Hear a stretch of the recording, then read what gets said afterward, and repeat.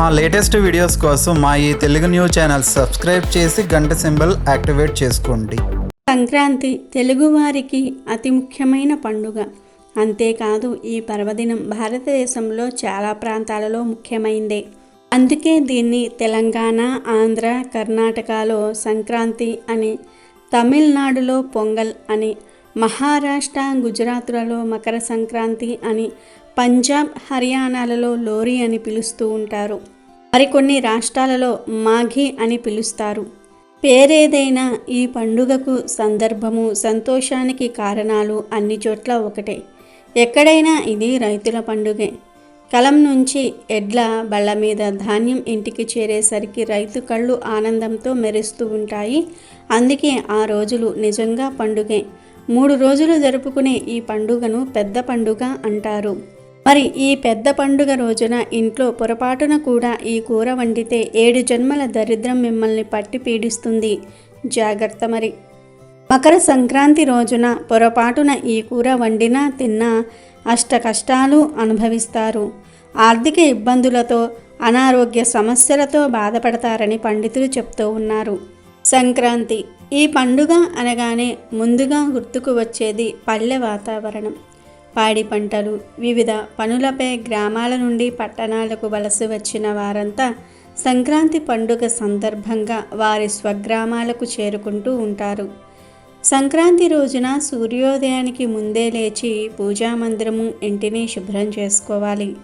గడపకు పసుపు కుంకుమ, గుమ్మానికి తోరణాలు, పూజామందిరమును ముగ్గులతో అలంకరించుకోవాలి.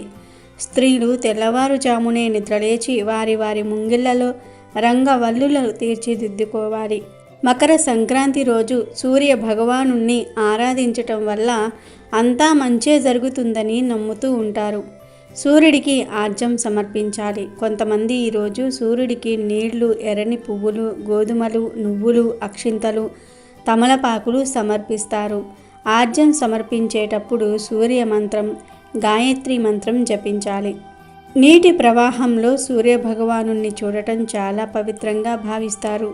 తర్వాత సూర్యభగవానుడికి ధూప దీపాలు లేదా నెయ్యి దీపాన్ని చూపించి 3 సార్లు ప్రదక్షిణ చేయాలి.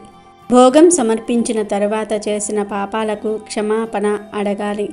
సంక్రాంతి నాడు పూర్వీకులకు కూడా ఆహారం సమర్పించి కొత్త బట్టలు పెట్టి ప్రార్థనలు చేస్తారు. సంక్రాంతి సందడి చూడాలంటే పల్లెటూర్లకు వెళ్లాల్సిందే. కన్నె పిల్లలు పట్టు పరికిణీలు ధరించి అందంగా ముస్తాబై కనువిందు చేస్తారు. ఇక పురుషులు కోడి పందాలతో బిజీగా గడిపేస్తూ ఉంటారు. ఇక సంక్రాంతికి కొత్తగా పెళ్ళైన అల్లుడు, కూతుర్ని ఇంటికి పిలిచి ప్రత్యేక వంటకాలు చేసి పెడతారు. సంక్రాంతి పండుగ సందర్భంగా మహిళలు కొన్ని వ్రతాలను ఆచరించడం చేస్తారు.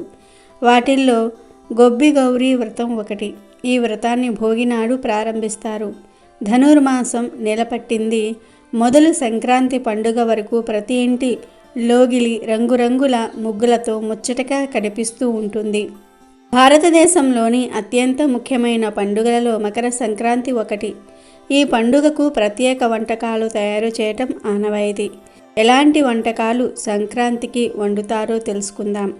మకర సంక్రాంతికి చేసే సాంప్రదాయ వంటలలో పొంగల్, బొబ్బట్లు, నువ్వులుండలు, పాయసము, బెల్లము, హల్వా. వీటితో పాటు ఈ రోజున ముఖ్యంగా వండే కూర కలగూర, చిక్కుడుకాయ, చిలకడ దుంప, వంకాయ, అరటికాయ, టమాటోతో కలిపి కలగూర వండుతారు. అంటే అన్నీ కలిపి కూరను వండుతారు. ఈ కూరను కలగూర కూర అంటారు. ఈ కలగూర కూర వండుతారు. ఇవన్నీ ఈ కాలంలో పండే పంటలు. వీటన్నిటినీ ఆహారంగా తీసుకునేందుకు ఈ పద్ధతి పెట్టి ఉంటారు మన పూర్వీకులు. అయితే ఈ సంక్రాంతి పండుగ రోజున మీరు ఏ కూర అయినా తినండి, కానీ ఒక బెండకాయ కూరను మాత్రం తినకండి. సంక్రాంతి రోజున మీరు బెండకాయను తినటం వల్ల ఆర్థిక నష్టాలను ఎదుర్కొంటారు, అష్ట కష్టాలను అనుభవిస్తారు, 7 జన్మల దరిద్రాన్ని అనుభవిస్తారని పండితులు చెప్తూ ఉన్నారు. అలాగే సంక్రాంతి రోజున ఉసిరికాయను కూడా తినకండి. సంక్రాంతి రోజు ఉసిరికాయను ఏ రూపంలోనూ తీసుకోకండి, కష్టాలను అనుభవిస్తారు. ఈ పెద్ద పండుగ రోజున మీరు పొరపాటున బెండకాయను ఉసిరికాయను తిన్నారంటే ఇక మీకు కష్టాలు తప్పవు, జాగ్రత్త. ఈ 2 పదార్థాలను సంక్రాంతి రోజున అవాయిడ్ చేస్తే మీకు చాలా మంచిది. అలాగే సంక్రాంతి రోజున మర్చిపోకుండా కలగూరను తినండి. అంటే ఇప్పుడు మనం వీడియోలో చెప్పుకున్న విధంగా కూరగాయలను అన్నిటినీ కూడా కలిపి కలగూరను తినండి. సంక్రాంతి రోజు ఎవరైతే కలగూరను తింటారో వారికి పూర్వీకుల ఆశీర్వాదం లభిస్తుంది. ఆ కలగూరలో చిక్కుడుగాయ, చిలకడ దుంప, వంకాయ, అరటికాయ, టమాటాతో కలిపి కలగూరను వండుకోవాలి. ఈ కూరను వండుకుని తింటే మీకు అష్టైశ్వర్యాలు, భోగభాగ్యాలు కలుగుతాయని పెద్దల మాట. సంక్రాంతికి గాలిపటాలు ఎగురవేయటం అనేది సాంప్రదాయంగా వస్తుంది. ఈ గాలిపటాలు ఎగురవేయటం వెనుక మరో కథ కూడా ప్రచారంలో ఉంది.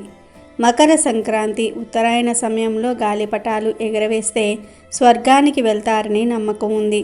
మంచి జీవితాన్ని, సంతోషాన్ని ఇచ్చినందుకు భగవంతుడికి కృతజ్ఞతలు తెలిపేందుకు గాలిపటం ఎగురవేస్తారట. అలాగే ఉత్తరాయణ సమయంలో నీలాకాశంలో గాలిపటం ఎగురవేయటం వలన మనసుకు హాయిగా ఉంటుందని కొందరు చెప్తూ ఉంటారు. ఈసారి సంక్రాంతి కీడుతో వస్తుంది. మకర సంక్రాంతి పుణ్యపురుషుడు ఈ సంవత్సరం రాక్షస నామధేయంతో కృష్ణ వర్ణ పట్టు వస్త్రం ధరించి చందన లేపనంతో గురువింద పుష్పాన్ని చేతితో పట్టుకుని అక్షింతలు ధారణ చేసి ధనుస్సును ఆయుధంగా చేసుకొని పాడైన గొడుగును ధరించి హంసపాత్ర పట్టుకుని చిత్రాన్నం భుజిస్తూ అశ్వం అనగా గుర్రాన్ని వాహనంగా చేసుకుని ఈశాన్య దిక్కుగా జనవరి 15, 2024న సోమవారం తెల్లవారుజామున 2:54 ప్రయాణం చేస్తాడు. ఇలా రాక్షస నామధేయంతో సంక్రాంతి పురుషుడు రావటం వలన పెను ప్రమాదాలు వస్తాయి. పుష్య శుక్లపక్షంలో సంక్రాంతి రావటం వలన సర్వ జగత్తుకు కరువు వచ్చే అవకాశం ఉంది, దుఃఖం కలుగుతుంది. రాక్షస నామధేయంతో సంక్రాంతి పురుషుడు రావటం కీడు. అయితే దాని యొక్క ఎఫెక్ట్ నుండి బయటపడడానికి ప్రతి ఒక్కరూ కూడా రేపు మకర సంక్రాంతి రోజున రేగు చెట్టును తాకాలి. రేగు చెట్టును తాకటం వల్ల మీకు అంతా మంచి జరుగుతుంది. ముఖ్యంగా ఎలాంటి చెడు ప్రభావం మీపై పడదు. ఈ చెట్టును రేపు మకర సంక్రాంతి రోజు తాకటం వల్ల ఈ సంవత్సరం అంతా కూడా మీకు డబ్బు వస్తూనే ఉంటుంది.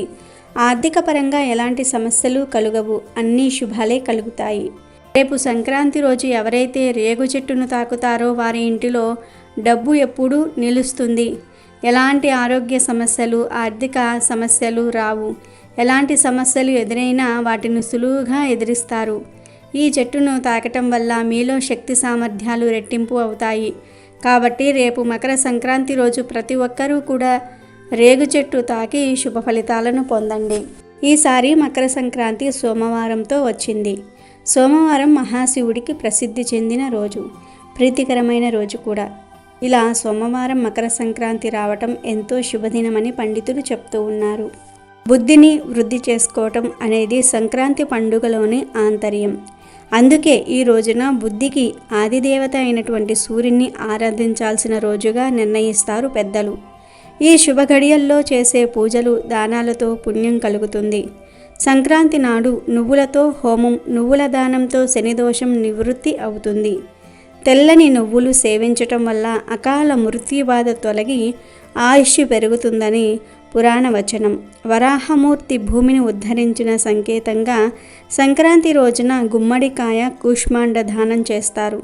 దీనితో పాటు ధ్యానము, ఫలాలు, విసనకర్ర, వస్త్రము, కాయగూరలు, దుంపలు, చెరకు, గోవు, బంగారము ఇలా శక్తి కొద్దీ దానం చేస్తారు. ఇలా చేసే దానాలు ఉత్తమ ఫలితాలను ఇస్తాయి. కొత్త బియ్యంతో పరమాన్నము, అరిసెలు వంటి పిండి వంటలు చేసి శ్రీ మహావిష్ణువుకు నైవేద్యం సమర్పించటం ఆచారం. పితృదేవతలు సదా మనల్ని ఆశీర్వదిస్తూ ఉంటారు. అంత శక్తిగల వారిని ఇతర రోజుల్లో ఎలా ఉన్నా సంక్రాంతి నాడు తప్పక ఆరాధించాలని పెద్దలు చెప్తూ ఉంటారు. పితృదేవతలకు నైవేద్యాలు సమర్పించాల్సిన పండుగ గనుక సంక్రాంతిని పెద్ద పండుగ, పెద్దల పండుగ అని కూడా పిలుస్తూ ఉంటారు. అలాగే సంక్రాంతి రోజు ఉప్పు, పప్పు, బియ్యము, కూరగాయలు, చింతపండు ఇలా ఒక కుటుంబానికి ఒక పూటకు సరిపడే సామాన్లను కొని మీ కొడుకు చేత ఒక బ్రాహ్మణుడికి దానం చేయించండి. దీనిని స్వయంపాక దానం అంటారు.